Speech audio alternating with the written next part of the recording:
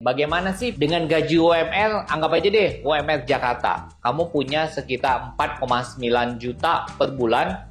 Bagaimana kamu susun untuk kamu bisa tiap bulan investasi tapi kamu juga bisa hidup normal?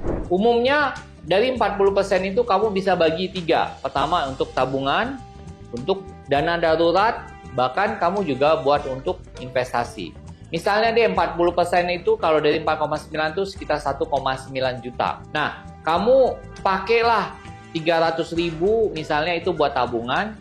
Sisanya kamu bisa pakai buat apa? Buat untuk investasi. Jangan kita pakaikan semua gaji kita untuk hal-hal yang bukan menjadi kebutuhan, tapi menjadi keinginan kita.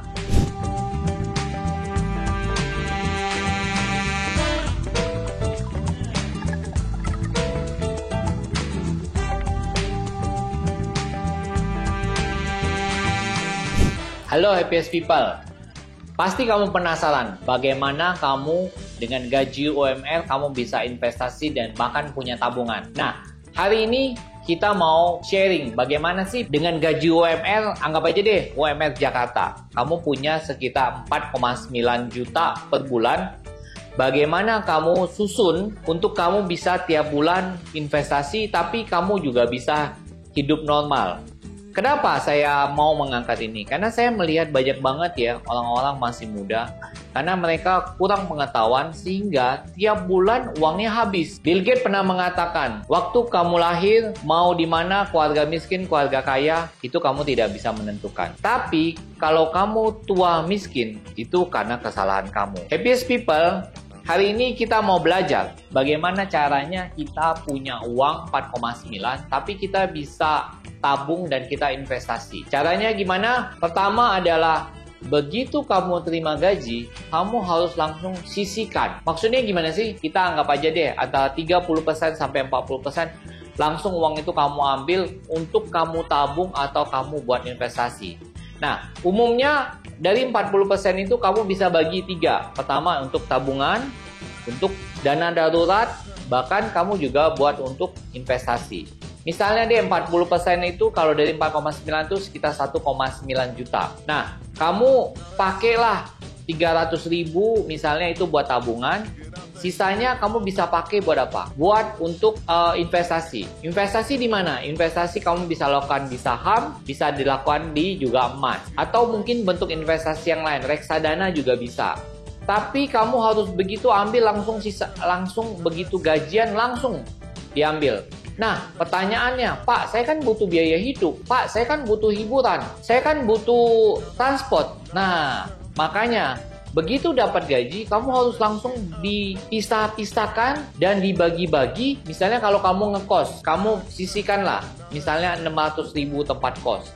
Tentu ya, kita namanya dengan gaji 4,9, tentu kamu nggak bisa terlalu yang luar biasa sekali ya. Maksudnya mau pakai AC, apalagi di dalamnya ada bathtub. Tapi nggak tahu ya ada kos kayak yang ada bathtub. Tapi mungkin ada ya kali. Nah, kamu carilah yang sekitar harga 600. Biaya makan berapa? Biaya makan ya, kan sehari ya, sekali makan anggap aja 20.000. Kita makan sehari 3 kali, pagi, siang, malam. Nah, pagi itu kamu makan anggap aja sekitar 10.000. Siang 20.000, malam 20.000, jadi 50. Kali 30 berapa? Sekitar 1,5 juta. Nah, saya kasih tahu tips saya ya, gimana dulu waktu saya mahasiswa, saya bisa hemat. Karena waktu itu orang tua saya memberi saya, boleh dibilangin sangat-sangat terbatas sekali. Jadi saya tahu semua harga makanan di kantin saya gitu, yang mana 1.000, yang mana 500. Karena saking dana yang saya dapat tiap bulan dari keluarga saya sangat-sangat terbatas sekali gitu. Bahkan 50% kepake langsung buat kos. Jadi sisa makan. Nah, gimana cara saya menyiasatinya? Jadi gini, kalau pagi biar saya tidak makan di luar. Jadi kan kita bisa hemat 10.000 kan? Caranya gimana? Saya beli susu bubuk 1 kilo. Denko dulu ya. Saya beli Denko 1. Dan kemudian saya beli Kongguan. Kongguan yang gede gitu, tahu kan? Ya, jadi saya pagi-pagi udah makan sehat, susu dengan roti kering yang Kongguan gitu, yang gede gitu. Dan saya juga waktu itu ada pakai gula juga, ya. Jadi itu. Jadi 1 bulan tuh saya udah hemat banyak gitu. Karena saya udah beli dulu kan. Dan untuk 1 bulan. Nah, makan siang ya kita harus pilih. Kita nggak bisa selalu makan mungkin di mall, di mana gitu ya. Yang penting makanannya sehat, 20.000. Nah, jadi tadi pembagiannya tempat tinggal 600, kemudian juga kamu untuk makan 1,5, kemudian transport 600. Nah, tabungan, dana darurat, investasi ambil 40%. Kemudian apa lagi? Kemudian untuk senang-senang, ya kamu sisainlah 300.000. Nah, jadi dari situ kamu tiap bulan sudah atur. Yaitu kamu sudah klasifikasi kebutuhan kamu apa aja. Mungkin bisa ada 7 kebutuhan. Tapi kamu sudah bisa langsung bagi-bagi semua. Dan tiap bulan kamu bisa beli saham, kamu bisa beli emas, kamu bisa beli reksadana atau bentuk investasi yang lain. Happiest People, itu semua kita harus lakukan dengan disiplin. Coba lakukan cara ini, saya berani jamin dalam waktu 5-6 tahun, kalau kamu investasikan dana dengan uang 1,9, kita bisa hitung kira-kira dapat berapa gitu loh dalam waktu 5 tahun. Sopir saya aja yang gajinya 3,5 juta, dia bisa ngumpulin 4 tahun 100 juta lebih. Nah, tapi karena dia tinggalnya bersama keluarganya.